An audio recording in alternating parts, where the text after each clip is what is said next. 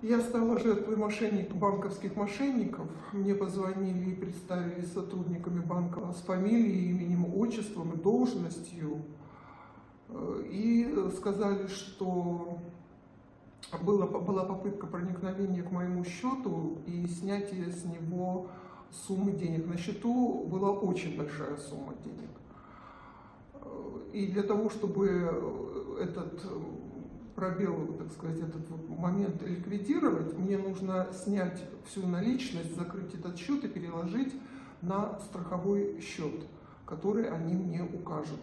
Причем очень настойчиво требовали соблюдения конфиденциальности, чтобы я никому ничего не сказала в самом банке, когда снимала деньги.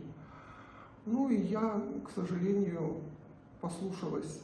Я сняла деньги, и эту всю сумму мне было предложено вложить через банкоматы на счета, которые мне диктовались. Я спросила, почему через банкоматы сторонних банков, а мне сказали, что потому что попытка проникновения была именно со стороны этих сторонних банков, поэтому вот так нужно сделать. Я, к сожалению, в банковском деле совершенно человек несведущий, поэтому поверила, потому что все было логично, очень спокойно было объяснено. Ну и таким образом все деньги эти через банкоматы я положила на сказанные ими счета. Теперь я понимаю, что очень сильное было психологическое давление, потому что этот человек звонила мне постоянно и со связи не уходила. Она постоянно присутствовала, у меня телефон был постоянно с открытым вот этим вот разговором с ней. Если в какой-то момент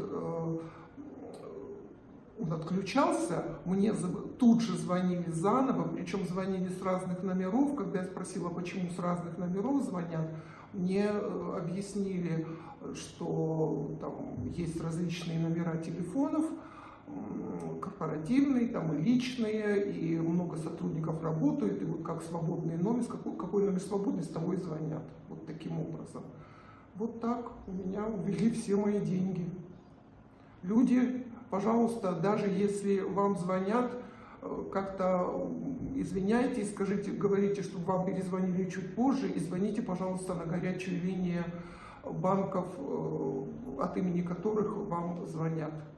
Тогда вы не попадете в такую ужасную ситуацию, в которую попала я.